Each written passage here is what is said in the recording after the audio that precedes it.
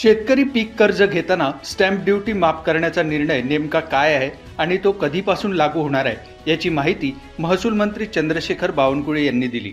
2 लाख रुपयापर्यंत पीक कर्ज जो शेतकरी घेईल त्या शेतकऱ्यांना आता स्टॅम्प ड्युटी लागणार नाही।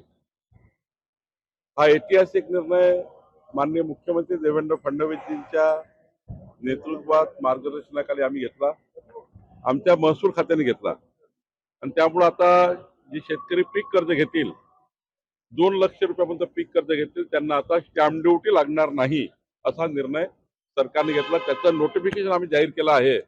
सर्व बँका, सहकारी बँका, नॅशनलाइज बँका, रिझर्व्ह बँकेच्या माध्यमातून चालणाऱ्या सर्व बँका या सर्क्युलरचं या नोटिफिकेशनचं पालन करतील आणि हा एक चांगला निर्णय आम्ही शेतकऱ्याकरता केला आहे। कधीपासून हे लागू होणार आहे? आजपासून लागू झाला आहे। नोटिफिकेशन निघालं, आजपासून लागू झालं। 2 लाख रुपयाचं पीक कर्ज आता स्टॅम्प ड्युटी नाही। हा निर्णय सर्व सहकारी आणि राष्ट्रीयकृत बँकेंना बंधनकारक असेल का यावर महसूल मंत्री चंद्रशेखर बावनकुळे यांनी भाष्य केले। जे शेतकरी पीक कर्ज घेतात ते सर्व शेतकरी यांना हा निर्णयाचा फायदा होणार आहे। संजय राऊतांच्या मुलाखतीवरही बावनकुळे यांनी टीका केली। एका फिक्सिंग राहतं, फिक्सिंग आहे, ते प्रश्न लिहून देतात, ते प्रश्न उत्तर वाचतात। असं आहे की ते मुलाखत कुणाची आहे, संजय राऊत जी मुलाखत घेतात तिकडे ते उत्तर देतात। ऑलरेडी पहिलेच ब्रीफिंग झालं असतं, नोट तयार असतं, त्यांची नोट तयार, यांची नोट तयार, फक्त मीडिया समोर येण्याकरता हा प्रपंच केला असतो। मला असं वाटतं की एवढे सारे मीडिया आहे महाराष्ट्रामध्ये, सर्व मीडियाच्या माध्यमातून झालं तर बरं होईल। अजित पवार यांच्या वक्तव्यावर सुद्धा बावनकुळे बोलले। मला असं वाटतं की आम्ही असं ठरवलं आहे, अजितदादा, एकनाथजी आणि देवेंद्रजी आणि आम्ही सर्वांनी असं ठरवलं आहे की मित्र पक्षात निवडणूक लढताना मित्र पक्षात मतभेद आणि मनभेद होणार नाही याची काळजी आमच्या तीनही पक्षांनी घ्यायची आहे। अजितदादा असे का बोलले मला माहित नाही, त्यांनी बोलायला नको आहे। अजितदादांनी बोलायला नको आहे कारण आम्ही सर्व नेत्यांनी बसून ठरवलेलं आहे, आम्ही सर्व समन्वय समितीच्या पदाधिकाऱ्यांनी बसवून ठरवलं आहे। आपण मित्र पक्षात जरी विरोधात लढलो तरी महायुतीमध्ये कुठलेही मतभेद मनभेद होणार नाही याची काळजी माननीय अजितदादांनी आणि आम्ही सर्वांनी घ्यायची आहे। माननीय मुख्यमंत्री देवेंद्र फडणवीसजी यांनी आतापर्यंतच्या निवडणुकीच्या कुठल्याही भाषणामध्ये कुठल्याही नेत्यावर कधी टीका केली नाही, कुठल्याही पक्षावर टीका केली नाही, विकासाचे राजकारण केलं, विकासाचा विजन मांडला आहे। त्यामुळे माझी एकनाथजी आहेत, अजितदादा आहे, आम्ही सर्व या सर्वांना आमची विनंती राहील, सर्वांनी समन्वय करून मित्र पक्षामध्ये मात्र मतभेद मनभेद करू नका एवढीच विनंती। मित्र पक्षांमध्ये निवडणुकीत मतभेद होतात यावरही बावनकुळे बोलले। वारंवार आम्ही त्या भानगडीत पडणार नाही। आम्ही मित्र पक्षामध्ये मोठ्या भावाच्या रूपामध्ये आहोत, त्यामुळे आम्ही कुठले उत्तर देणे, काही टीका टिप्पणी करणार नाही। पण अजितदादाला माझी विनंती आहे किंवा सर्वांनाच माझी विनंती आहे, मित्र पक्षातल्या सर्व पक्षांना, की आपसामध्ये समन्वय, मतभेद आणि मनभेद हे होणार नाही याची काळजी घेतली पाहिजे। सोलापूर हत्या प्रकरणात राजकीय आरोप होत असताना सरकारची भूमिका नेमकी काय असेल देखील चंद्रशेखर बावनकुळे यांनी स्पष्ट केलं। ठीक आहे, जर तिथे काही स्थानिक वाद झाला असेल आणि तिथे जर घटना घडली असेल तर पोलीस त्याचा तपास करतील आणि पोलीस त्याच्यावर कारवाई करतील। भाजपचा राव की काँग्रेसचा राव, गुन्हा आहे गुन्हा आहे आणि गुन्हा करू नये। भाजपच्याही कार्यकर्त्यांनी कुठले गुन्हे करू नये, गुन्हे मान्य नाही आहे।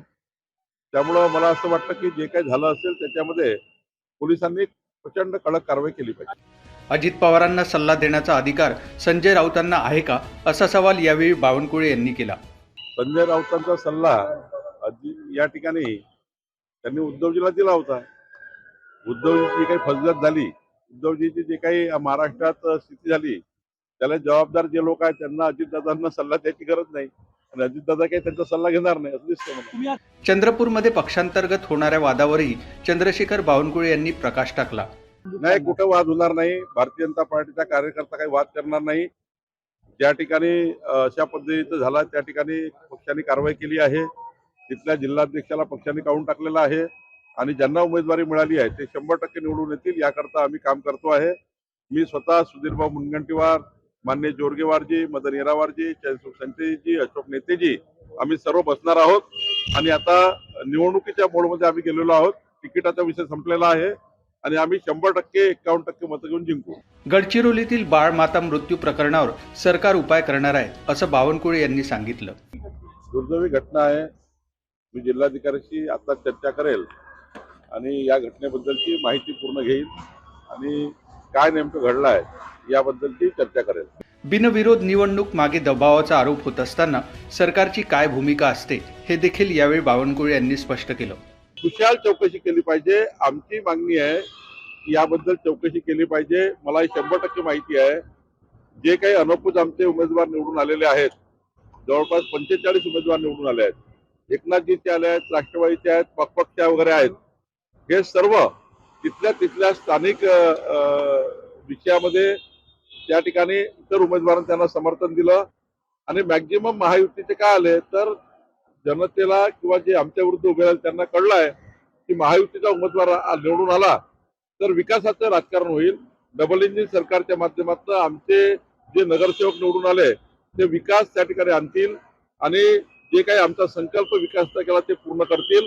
म्हणून त्या ठिकाणी अनौपचारिक झालेले आहे. कुठल्याही दबावाने हे काही असं राज्य नाही आहे महाराष्ट्र की कोणी कोणावर दबाव टाकेल, कोणी कोणावर प्रेशर टाकेल, कोणी उमेदवारी वापस देईल असं नाही आहे. महाराष्ट्र हा प्रगल्भ आहे.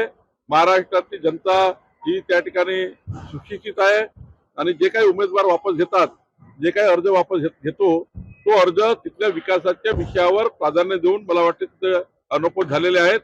मुख्यमंत्री देवेंद्र फडणवीस निवडणूक प्रचारात कोणती रणनीती वापरणार आहेत यावर बावनकुळे बोलले. सर्वच प्रकारचे मुख्यमंत्री मोदयांनी सर्वच प्रकारच्या वेगवेगळे जे प्रचार प्रसाराचे व्यवस्था आहेत त्या त्यांनी तशा घेतलेल्या आहे. प्रचारामध्ये रोड शो करणार आहेत, सभा घेणार आहेत, काही मीडियाच्या मुलाखती करणार आहेत.